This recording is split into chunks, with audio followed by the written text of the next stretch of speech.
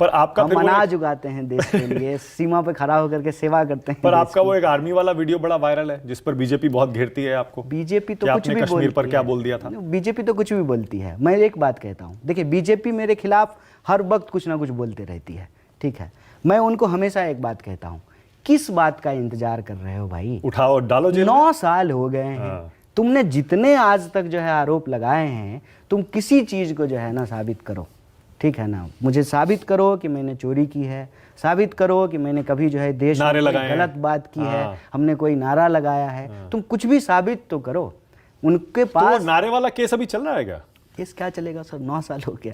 मतलब पड़ा हुआ है कोर्ट में, कुछ भी नहीं हो रहा है उसमें? उस पे तो देखिए कई जगह कई छोटे छोटे केस के जो है फैसले भी आए। कई जगह पिटिशनर को जो है जज साहब ने जो है बहुत उनको धुतकारा कि जिसमें जो है कौन सी कोई जो है गैर संवैधानिक बात ये व्यक्ति कर रहा है। और जो वीडियो आप दिखा रहे हैं उस वीडियो में तो आदमी ही नहीं है, इसकी आवाज़ ही नहीं है। तो सत्ता के पास बहुत शक्ति होती है। तो आप उस टाइम अगर वहां नहीं थे जहां ये घटना हो रही थी, तो आप कहां थे उस समय? मैं अपने हॉस्टल में था सर। अच्छा तो फिर आपका नाम कैसे आ गया अगर हॉस्टल में थे तो? नाम देखिए क्या है कि उनको बेसिकली जेएनयू को एक सिंबल बनाना था। अब जो आपने कहा उनको ना एक ऐसा प्रतीक बनाना था कि उसके पक्ष में जो भी बोले ना फट से उसके पीठ पे जो है एक लेबल चिपका दे। तो आपकी माँ उस समय तो बहुत ज्यादा परेशान हो गई होंगी, जब आज भी वो डरती हैं, उस समय तो उन पर पता नहीं क्या बीती होगी। स्वाभाविक रूप से, लेकिन मेरी माँ जो है ना एक धार्मिक महिला है, और धर्म की जो सबसे बेहतरीन चीज़ है, जब मैं जिसके लिए मैं धर्म की प्रशंसा करता हूँ, कि आप अगर अपना सच जानते हैं ना तो आपके अंदर बड़ी साहस रहती है, बड़ी शक्ति रहती है। तो आप जेल में उन दिनों बिल्कुल आपको डर नहीं लगा? नहीं, मैं इतनी ताकतवर सरकार, इतने बड़े बहुमत के साथ आई हुई सरकार। डर मुझे आज भी नहीं लगता। आज तो डरने की बात कम है ना। उस समय तो आप उम्र भी कम थी, तब भी नहीं डर। और देशद्रोह का केस, देखिए केस तो इस देश में जब भी आप सच बोलने की कोशिश करेंगे किसी भी सत्ता के खिलाफ, मैं पार्टी की बात नहीं कर रहा हूँ, तो आपको क्रश करने के लिए, आपको दबाने के लिए, आपको तोड़ने मरोड़ने के लिए पूरी शक्ति लगाई जाती है। मतलब लेकिन बात यह है कि विचलित नहीं हुए थे आप उस समय? नहीं, विचलित नहीं हुए। क्या चल रहा था? चोट बहुत लगा था, दर्द बहुत हुआ था कोर्ट में जो है। अच्छा, वो जो घटना हुई थी। हाँ, वो काले कोट पहन करके पता नहीं। तब आपने सोचा था कि मेरी छवि ऐसी बना दी गई है पूरे देश में जो मैं नहीं हूं, तो उसको कैसे बाहर जाकर मैं सुधारूंगा? मन में ये तो चलता होगा ना। वो मुझे भरोसा है, वो जो है दादी ने, माँ ने, घर वालों ने जो संस्कार दिए हैं, सिखाए हैं, उसी के बदौलत जो है ना, उसी मनोबल के सहारे चल रहे थे। और एक कहावत मैं बार बार बोलता हूँ, मेरे यहाँ कही जाती है कि खाया हुआ शरीर और नहाया हुआ शरीर छुपता नहीं है। आप अगर सच के साथ हैं तो आज नहीं बाहर आएगा, कल नहीं बाहर आएगा, परसों तो बाहर आएगा। कभी ना कभी तो सच सामने आ जाएगा, कभी ना कभी तो झूठ को हारना पड़ेगा, कभी ना कभी तो अंधेरी रात बीतेगी, कभी ना कभी तो सुबह का सूरज निकलेगा। तो आपको अपने सच के साथ खड़ा रहना चाहिए। पुराने जेएनयू वाले दोस्तों से संपर्क है अभी, जो पहले उस समय आपके साथ थे? अमूमन आपको कॉलेज बातचीत हो जाती है, मतलब किसी से हो जाती है, किसी से नहीं होती है। और आजकल मेरे ऊपर बड़ा एक आरोप लगा रहे हैं मेरे खास करके दोस्त, और आप भी तो जो है मैसेज में जो है आपने लिखा कि बड़े इनएक्सेसिबल हैं आप। देखिए जीवन बहुत बिजी हो गए। हाँ, जीवन ऐसा है। कांग्रेस आपको घुमा रही है, पूरे देश में भेज रही है, यहाँ जाओ, यहाँ इलेक्शन है, वहां जाओ, वहां जाओ, वहां जाओ। देखिए आए हैं यही काम करने के लिए। आप अगर किसी टीम में शामिल हुए हैं तो इसी एक्सपेक्टेशन से हुए हैं ना कि आपको जो रिस्पॉन्सिबिलिटी दी जाएगी आप उसको डिलीवर करेंगे। पर आपका पहनावा नहीं बदला, मैं वही देख रहा हूँ, उसी तरह की कमीज, वही पैंट, एक हाफ जैकेट और चप्पल, आज भी वही पहना है आपने। देखिए पहले ये जो है हमारे जीवन का हिस्सा बना है, राजनीति जो है बाद में आई है, तो बाद में कुछ आ गया है, इसके लिए पुरानी चीज़ों को छोड़ दें, ये अच्छी बात तो नहीं। ये भी ऐसे ही रहेगा। कहने का मतलब ये है कि आपकी शादी हो गई है तो आप जो है माता जी के हिसाब से जो जीवन जीते हैं उसको छोड़ थोड़ी देंगे, आप उसको भी लेके चलते हैं। वो ऐसे ही चलेगा, मतलब पहनावा यही रहेगा, जीवन सादा ही रहेगा। हाँ, क्योंकि आपका मन नहीं करता है बाकी युवाओं की तरह मॉल जाएं, बढ़िया कपड़े, जूते, घड़ी पहने, पिक्चर देखें, गर्लफ्रेंड के साथ घूमें? नहीं, मन नहीं करता? युवा तो आप भी हैं, 36 के ही तो हैं अभी। नहीं, देखिए अब हम तो वैसे तो जो है 60 के भी अपने आप को युवा कहते रहे। प्रधानमंत्री अभी भी जो है 73 साल में अपने आप को युवा कह रहे हैं।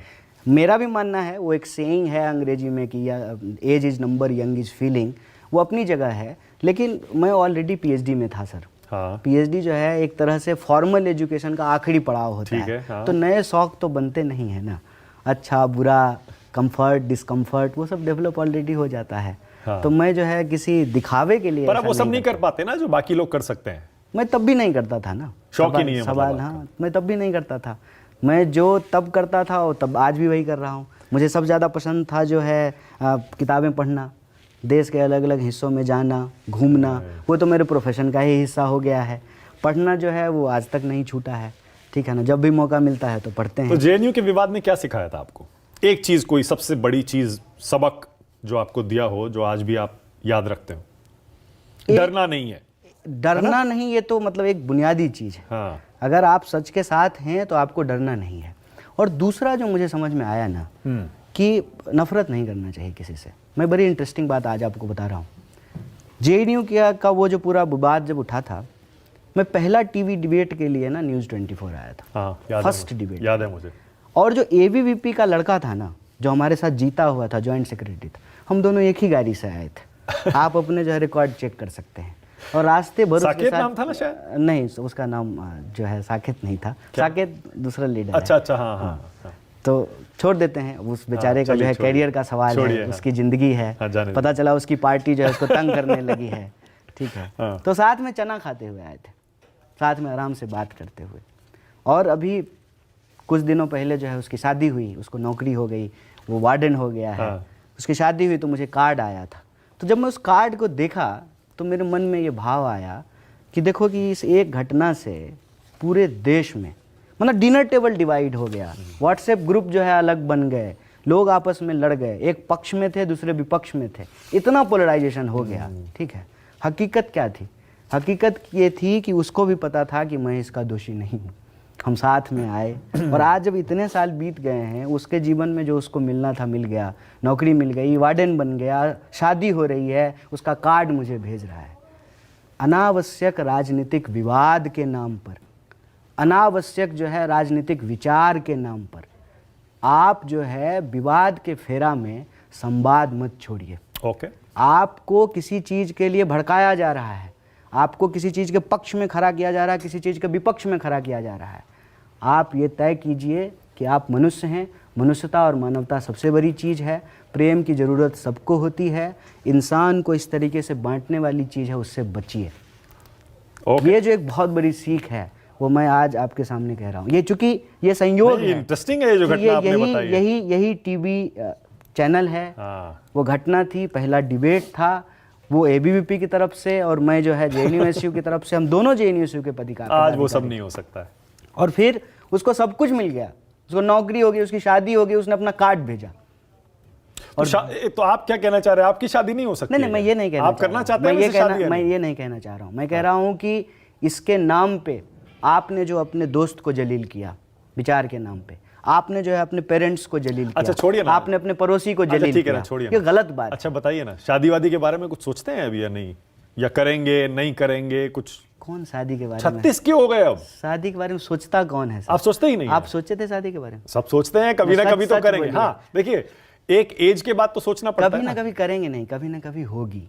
ये एक ऐसा तो मामला माँ है की ना, पसंद से होगी? जिसमें सारा फैसला आप नहीं लेते हैं। मान लेंगे। शादी का सारा फैसला आप नहीं लेते हैं। जिससे शादी होनी है वो फैसला लेंगे, Okay. उसके घर वाले फैसला लेंगे, Okay. आप फैसला लेंगे, आपके घर वाले फैसला लेंगे। Okay. शादी तो एक सामाजिक चीज है ना, Okay. इश्क तो है नहीं। चलिए, मतलब कि बिना बताए भी चलेगा। ये भी बड़ी बात कह दी आपने कि कम से कम आप ये नहीं कह रहे हैं कि मैं शादी नहीं करूंगा, मतलब ये कह रहे हैं हाँ शादी होगी, जब होगी तब होगी। हाँ, नहीं चलिए। करूंगा ये क्यों बोलेंगे? नहीं, ठीक। देखिए, एक जीवन का एक हिस्सा है और एक इम्पॉर्टेंट हिस्सा है। मेरे पिताजी ने जो है शादी की, मेरी माता जी ने शादी किया, तो ये संस्कृति को, सृष्टि को आगे बढ़ाने के लिए एक जरूरी ठीक चीज है। और वैसे भी मैं कोई शादी के विरोध वैसे में भी नहीं। आपकी लोकप्रियता को देखते हुए और देखिए, मेरा लाइन लगी होगी। मेरा ये कहना है ना कि शादी करके उसको छुपाना उससे बेहतर है ना कि आप शादी करेंगे, कर सकते हैं, ये बात पब्लिकली बताएं। चलिए, ओके।